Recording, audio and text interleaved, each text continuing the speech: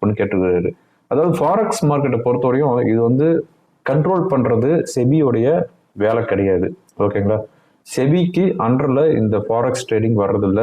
இதில் யாராவது உங்களை வந்து ஸ்கேம் பண்ணிட்டாங்க, இதில் வந்து நீங்கள் வந்து பணத்தை விட்டுட்டீங்க, உங்களை வந்து ஸ்கேம் பண்ணிட்டாங்க அப்படின்னா நீங்கள் வந்து செபி கிட்ட கம்ப்ளைண்ட் பண்ண முடியாது.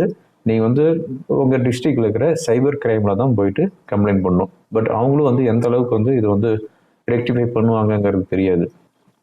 ஸோ ஃபாரெக்ஸ் மார்க்கெட்டை பொறுத்தவரையும் நம்ம இந்தியாவில் வந்து லீகலாக இன்னும் வந்து அப்ரூவ்டு கொடுக்க கிடையாது. ஓகேங்களா? ஸோ இது வந்து நீங்கள் ட்ரேட் பண்ணுறது, அதில் ப்ராஃபிட் பண்ணுறது, அதில் லைக் லாஸ் பண்ணுறது உங்களுடைய விஷ்.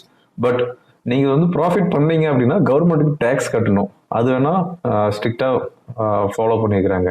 லைக் 30% வந்து நீங்கள் வந்து டேக்ஸ் பே பண்ணணும். 1 லட்ச ரூபா நீங்கள் வந்து ப்ராஃபிட் பண்ணீங்க அப்படின்னா 30,000 ரூபா நீங்கள் வந்து டேக்ஸ் கொடுக்கணும் அப்படின்ட்டு